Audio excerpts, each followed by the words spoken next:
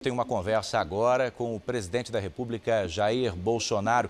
Ele está no Palácio da Alvorada e conversa comigo por teleconferência, portanto, pela internet. Eu quero agradecer muitíssimo a sua presença conosco aqui no Domingo Espetacular. Como vai o senhor, presidente? Tudo bem, graças a Deus. Eu que agradeço a oportunidade para me dirigir à nação brasileira.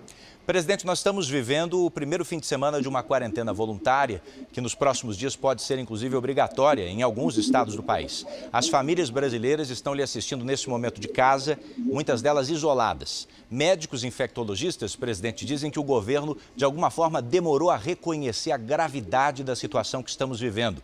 O que o senhor tem a dizer sobre isso? Olha, desde quando nós resgatamos os brasileiros lá na China, o Brasil, os nossos ministros, nosso governo vem tomando as providências.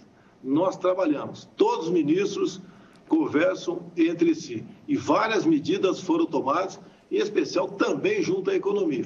O nosso ministro Henrique Mandetta, da Saúde, já vinha providenciando respiradores, abertura de leitos de UTI, fazendo contato com os demais integrantes aqui do nosso governo para esperar o momento dessa gripe vir ao Brasil, porque nós sabíamos que ela viria ao Brasil. Agora, as pessoas que reclamam de mim, que não tomou providência, tenham tomado providência, como, por exemplo, aí o senhor governador de São Paulo, tem que lembrar que no dia 23 de fevereiro, ele estava na Sapucaí, no Rio de Janeiro. Logo depois, 8 de março, dia da mulher, teve uma corrida da mulher em São Paulo, ele estava lá com 18 mil pessoas ao teu lado. No dia seguinte, estava o lançamento da CNN com 1.300 pessoas do teu lado. Então, no que nós estamos vivendo? Nós não podemos politizar isso aqui. Só falei isso porque eles me atacam constantemente. Tá? Eu entendo, mas, presidente, sobre esse aspecto, para aproveitar o que o senhor está dizendo. É uma preocupação de todos nós buscar solução para o caso e atenuar o problema que já começou e sabendo que tem um prazo para aumentar e depois regredir e voltar à normalidade. Mas aproveitando o gancho que o senhor acaba de me dar nessa sua resposta, na posição destes governadores, o senhor teria estimulado o cancelamento, a suspensão do carnaval? Eles poderiam ter proposto isso. Agora, imagine, né, uma decisão minha nesse sentido. Primeiro, o custo que não seria, dado que já estava envolvido em despesa, em tudo no Brasil todo. Obviamente que eu não seria respeitado. Eu acho que trairia no ridículo essa imposição. Agora, deixa bem claro, não temos que entrar em pânico. Isso nós vamos viver. Quando você não pode comparar Brasil com a Itália, eu pergunto a você, você sabe quantos habitantes temos por quilômetro quadrado na Itália? São 200 habitantes por quilômetro quadrado. Na Alemanha são 230 habitantes, no Brasil 24. Há uma diferença enorme entre esses países. Mais importante que a economia é a nossa vida. Mas nós não podemos extrapolar na dose, porque com o desemprego aí acontecendo, a catástrofe será maior. Mais ainda, o número de pessoas que morreram de H1N1 no ano passado foram na ordem de 800 pessoas. A previsão é não chegar a essa quantidade de óbitos no tocante ao coronavírus. Presidente. Então, tem certos números que temos que levar em conta. E essas crises, esses vírus acontecem ao longo do tempo, no mundo todo. Então, calma, tranquilidade, não levar pânico à população, não exterminar emprego, senhores governadores. Sejam responsáveis, sejam responsáveis. Espero que não queiram me culpar lá na frente pela quantidade de milhões e milhões de empregados na minha pessoa. Estamos fazendo a coisa certa, observando protocolos e com tranquilidade. Eu entendo que é justamente por isso que essa entrevista é importante, para ouvir também a sua parcela de responsabilidade, já que os governadores não estão participando aqui dessa entrevista. Por isso mesmo eu queria entender, nessa preocupação de empregadores e de trabalhadores sobre as próximas semanas, que medidas efetivas o governo federal anuncia ou pode anunciar para manutenção de empregos.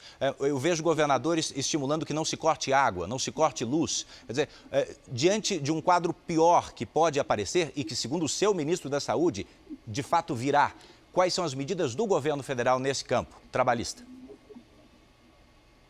Trabalhista, junto à equipe econômica, o não recolhimento do Simples, a parte que compete à União, linhas de crédito, Nós estamos adiantando as 2 parcelas do 13º do pessoal do INSS para aposentados e pensionistas. A Caixa Econômica Federal e tem uma linha de crédito enorme também no mesmo sentido, com juros mais baixos. Então, essa série de medidas, tá, vão fazer alguma diferença. O senhor trabalha com alguma projeção de números? Diferentes organizações, algumas financeiras? Eu não trabalho, não interfiro no trabalho do Luiz Mandetta, nosso ministro da Saúde, tá? Eu vejo os números que partem de lá, dessas projeções, eu estou achando que é um exagero nisso aí. E nós temos que levar em conta a situação daquela pessoa. Às vezes o cara é uma pessoa, como no Rio de Janeiro, que é uma pessoa grave, entubada lá, tem 50 anos de idade, né? Desde os 12 era um fumante inveterado. Então, qualquer problema que ele adquira, tá, vai ser uma catástrofe para a vida dele. Não há a menor dúvida disso daí. Me permita emendar a pergunta que fiz agora há pouco sobre as comunidades em situação de risco, como favelas, áreas mais pobres. Do Rio de Janeiro chegam informações agora dos primeiros casos confirmados na Cidade de Deus e em outras comunidades. Qual o papel que o governo federal pode desempenhar nessa questão? Olha, tem uma comunidade do Rio de Janeiro, não vou falar o nome aqui, vão falar que estou discriminando, né? Tem um número de tuberculose muito alto. Tá? Entrando o vírus lá, com toda certeza, nessa comunidade, vai ter muita gente que vai perder a vida, porque vai ser agravada por esse vírus. Cuidado que tem que ter. Repito, é a mesma coisa, evitar a circulação. Já ficou claro nessa entrevista e em outras, presidente, que o senhor vem trocando farpas com governadores, sobretudo no Rio e em São Paulo. Eu pergunto para o senhor de maneira clara, em que isso ajuda ao enfrentamento da crise que estamos vivendo? Primeiro, você não me vê atacando nenhum governador, nenhum, zero. Eles que me atacam constantemente. Fogem da sua responsabilidade e atacam o governo federal. O senhor chamou um deles de lunático? Por parte deles, que não começou agora, não. É desde o início do ano passado que eles me atacam. Assim como a grande mídia, com raras exceções, me ataca constantemente. E digo mais, brevemente, né, o povo saberá que foram enganados por esses governadores e por grande parte da mídia nessa questão do coronavírus. Já que estamos no ambiente político, o senhor percebeu ao longo dessa semana panelaços a favor do governo, contra o governo. O senhor disse que considera essas manifestações democráticas e as respeita, mas eu gostaria de saber de sua parte, o que de concreto o senhor pensa em fazer para resgatar a confiança daquela pessoa que não está concordando com a sua postura diante dessa crise? Não estou preocupado com a minha popularidade, se vou estar bem ou não. Até porque ninguém acredita em pesquisa no Brasil, não estou preocupado com isso.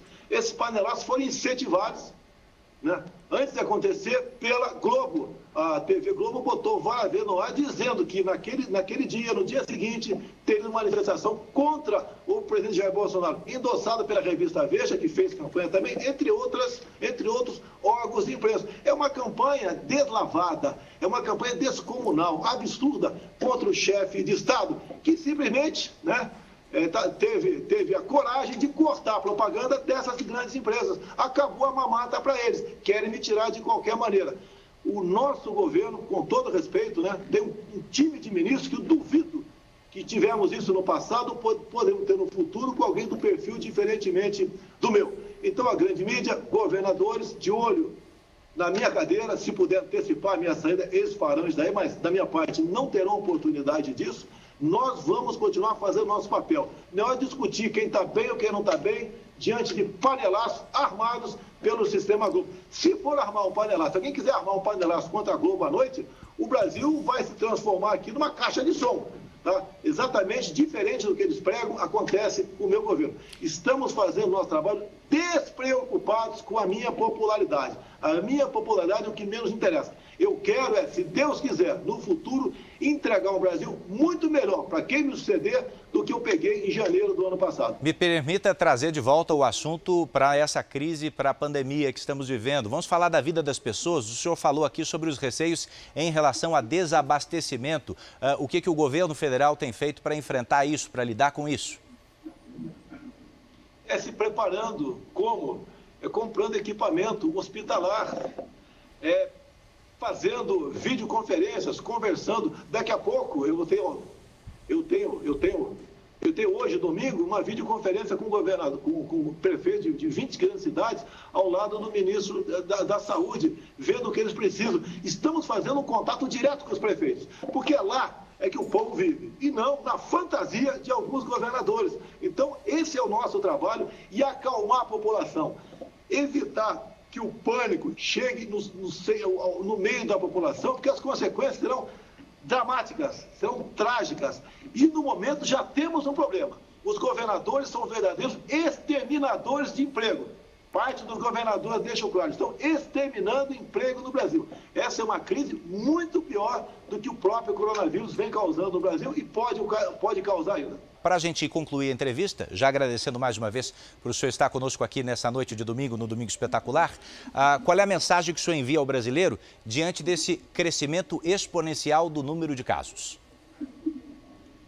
Olha, fé, quem acredita em Deus, orações, tá?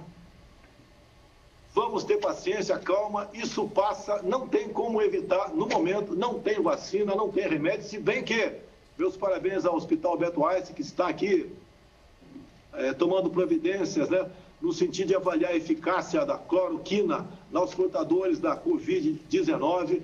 Parabéns, se me permite aqui, a indústria farmacêutica Apsen, que produz o hidroxicloroquina, que pode ser o remédio para isso, que disponibilizou toda a sua produção gratuita para atender os necessitados do Brasil. Meus agradecimentos aos laboratórios químico-farmacêuticos do Exército e da Aeronáutica, que vão começar a produzir mais equipamento para enfrentar esse problema. Se bem que, deixa bem claro, está faltando esse remédio nas farmácias e eles são usados para combater a malária, a artrite e lúpus. Então, pessoas com esse problema estão com ausência desse remédio. E esses laboratórios, o nosso e a Apsen, já estão em condições de fornecer, a partir de segunda-feira ou terça, esse remédio para que essas pessoas possam fazer uso dele. Então, estamos antecipando a problemas, mas estamos também colaborando em contato aqui, o Brasil, a nossa Anvisa, em contato com o nosso semelhante nos Estados Unidos, buscando saber até que ponto realmente esse remédio, que chama-se aqui no Brasil Reuquinol, pode ser constatado como importante para a cura de quem vier se acometer do Covid-19. Obrigado pela entrevista, presidente. Obrigado.